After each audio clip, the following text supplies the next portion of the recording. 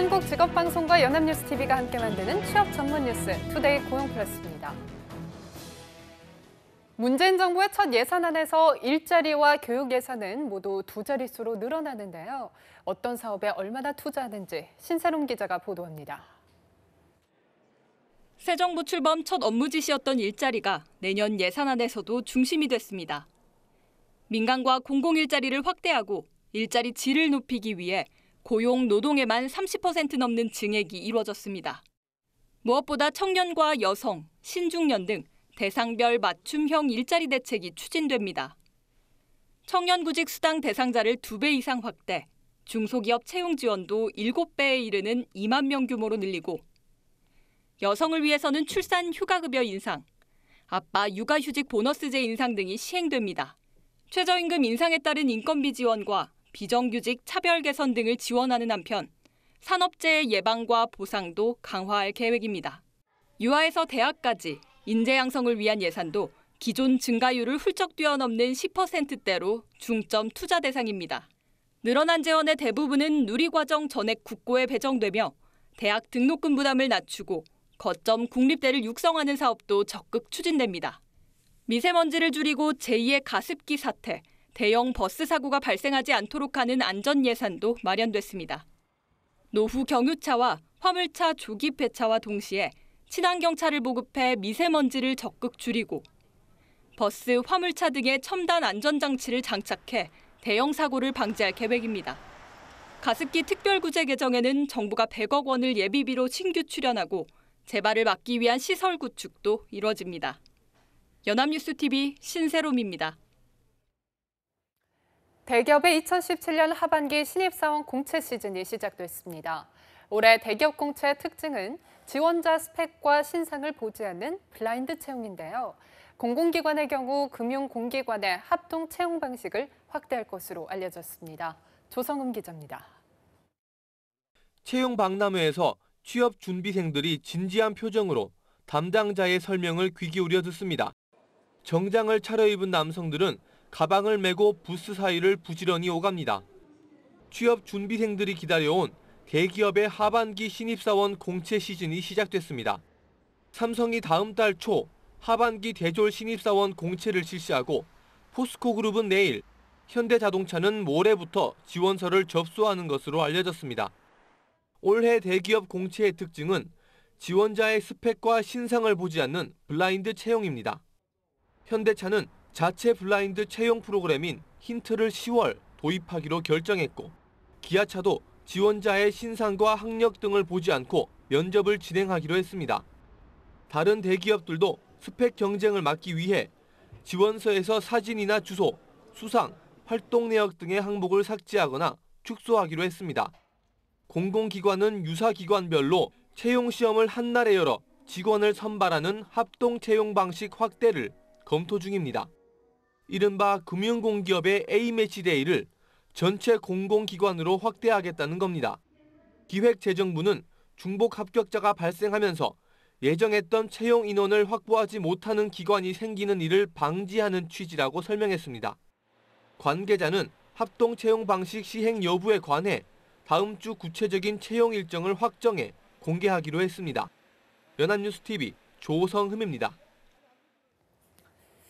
문재인 정부가 짠 첫 나라 살림인 내년 예산 총 지출이 429조 원으로 확정됐습니다.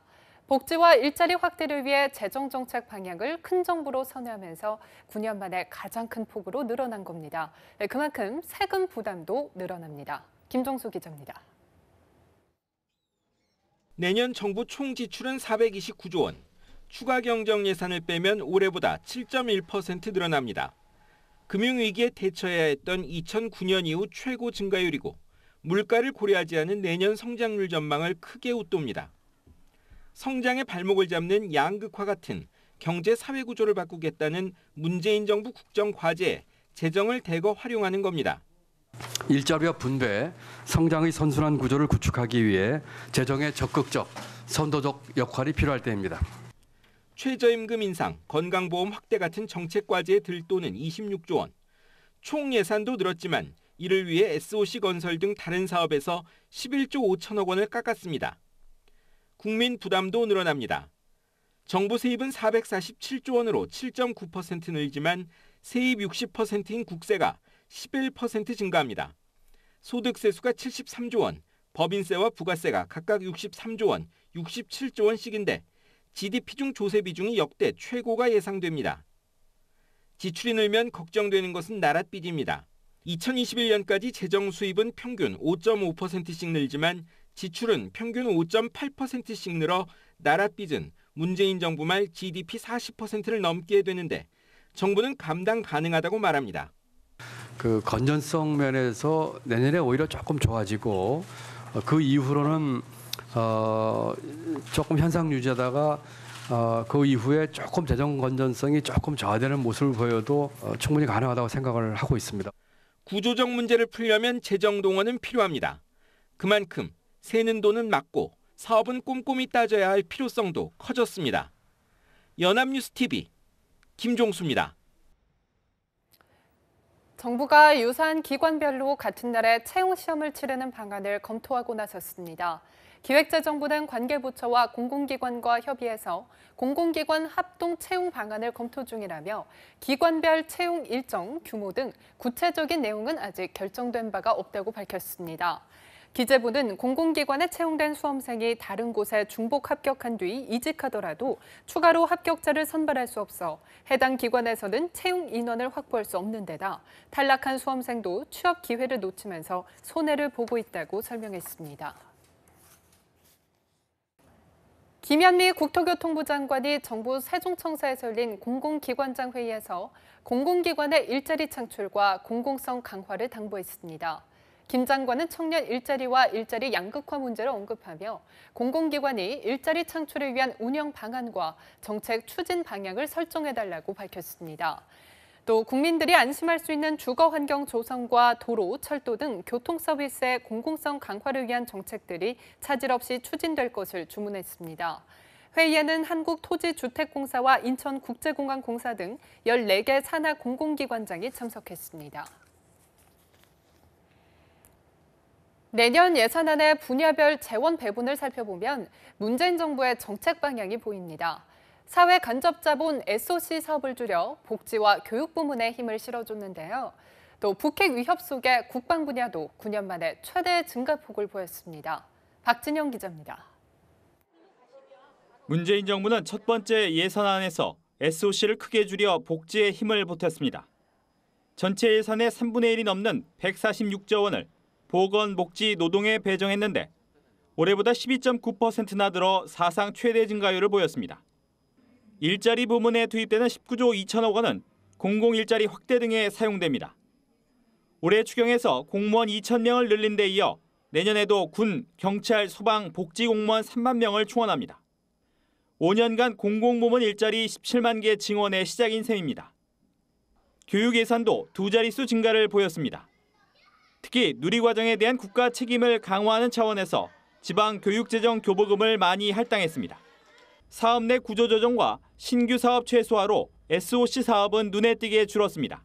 작년보다 4.4조 원, 20%나 감소했지만 정부는 올해 SOC 예산 중 약 2조 원가량이 이월되기 때문에 큰 문제는 없을 것이라고 설명했습니다. 국방 분야는 최근 위기 상황에 따라 6.9%나 늘렸는데 이는 2009년 이후 최대 증가폭입니다. 북핵과 미사일 위협에 대비한 킬체인, KAMD 등을 빨리 구축하는 데 예산을 투입하는 한편 병사의 봉급과 급식비 등 장병 복지 비용도 늘렸습니다. 대국민 소통을 위한 국민 외교센터를 설립하고 남북 경제교류를 재정적으로 뒷받침하는 등 외교 통일 분야는 5.2% 증가했습니다. 연합뉴스TV 박진영입니다. 내년 정부가 감면해주는 각종 국세가 40조 원에 육박할 것으로 보입니다. 정부가 29일 국무회의에서 의결한 2018년도 조세 지출 예산서에 따르면 조세 특례 제한법과 개별 세법 등에 따른 내년 국세 감면액은 39조 8,053억 원으로 올해보다 3%가량 늘어납니다. 하지만 세수 증가로 전체 국세 수입 대비 감면액 비율인 국세 감면율은 올해 13.3%에서 12.9%로 낮아집니다. 최대 감면 항목은 국민건강보험료 납부액 소득공제로 3조 원이며 근로장려금과 교육비 세액공제는 올해보다 각각 2,494억 원, 1,407억 원 증가합니다. 글로벌 보호무역주의와 통상임금 우려에 국내 자동차 업계 경기 전망이 다른 업종보다 더욱 어두운 것으로 나타났습니다.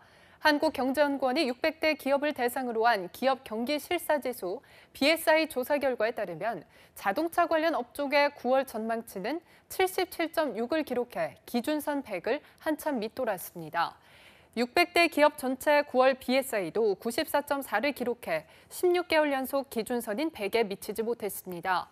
한경연은 경기 회복세가 부진한 가운데 FTA 재협상과 북핵, 통상임금 문제, 부동산 시장 침체 우려 등 여러 위험 요인이 결합했기 때문이라고 분석했습니다.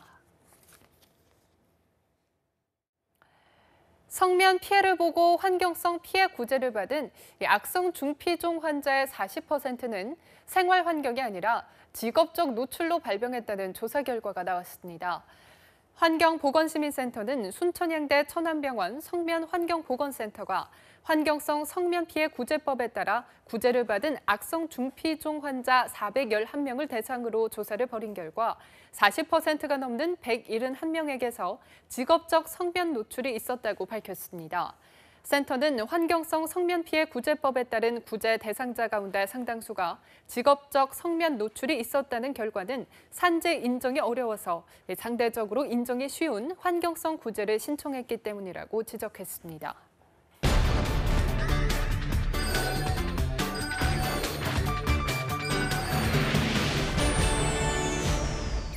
네, 사회적으로 핫한 이슈를 키워드로 알아보는 핫키워드 시간입니다. 오늘도 구보나 캐스터와 함께합니다. 안녕하세요. 안녕하세요. 핫키워드 시간입니다. 얼마 전 세모그룹 회장 고 유병헌 씨의 신고자 A 씨가 경찰 측에 포상금 지급 소송을 걸었다가 패소한 사건이 SNS상에서도 뜨거운 감자가 됐던 것 기억하시나요? 네, 그럼요. 수배 당시 상황도 생생하게 기억이 나는걸요.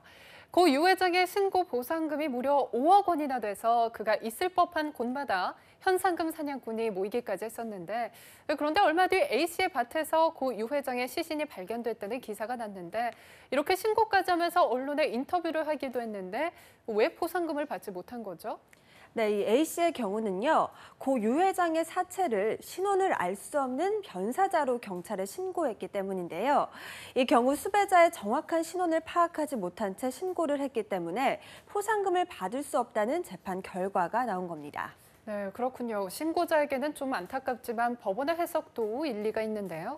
네, 그렇습니다. 하지만 이 당시에도 현상금 사냥꾼이 전국에 성행했듯이 제대로 신고만 하면 큰 금액의 포상금을 받을 수 있어서 최근엔 전문적으로 포상금을 노리는 직업도 생겼다고 하는데요. 그래서 오늘은 알아두면 불법 행위도 막고 금전적인 보상도 받을 수 있는 이 포상금의 종류에 대해 알려드리고자 합니다. 네, 포상금을 떠올리면 늘 지명 수배자를 신고할 때 받을 수 있는 현상금만 생각을 했는데 그렇지 않은가 봐요. 네, 그렇습니다. 가장 대표적인 것이 지난해 시행된 이 부정청탁 및 금품 등 수수의 금지에 관한 법률, 이른바 김영란법의 신고포상금인데요. 공직자가 부정청탁을 받았다는 결정적인 증거를 잡아서 신고기관에 제출하면요, 검토 후에 공공기관의 재산상 이익을 가져오거나 손실 방지, 또 공익 증진을 가져온 경우 포상금을 지급할 수 있도록 하고 있습니다. 이 경우에는 포상금은 최대 2억 원, 보상금은 최대 30억 원을 기준으로 하고 있습니다. 네, 최대 2억 원이라면 정말 높은 금액이잖아요. 공직자 비리를 척결하겠다는 정부의 의지가 느껴지기도 하지만 이 포상금을 전문적으로 노리고 접근하는 사람들도 많이 생겨났겠어요. 네, 맞습니다. 그래서 이렇게 김영란법의 전문 신고꾼을 람파라치라고 부르기도 하는데요. 이 때문에 공직자의 비리를 꾸준히 신고하면 월 수입 300만 원을 보장받을 수 있다며 학원을 차려서 수강생들에게 고가의 소형 카메라를 팔거나 강의비 등을 받는 웃지 못할 현상까지 벌어지고 있을 정도라고 합니다. 네, 그러면서 고액의 포상금이 걸려있는 만큼 일확천금을 노리는 사람들을 현혹하는 이 악성 사기꾼들이 함께 생긴 것 같은데요.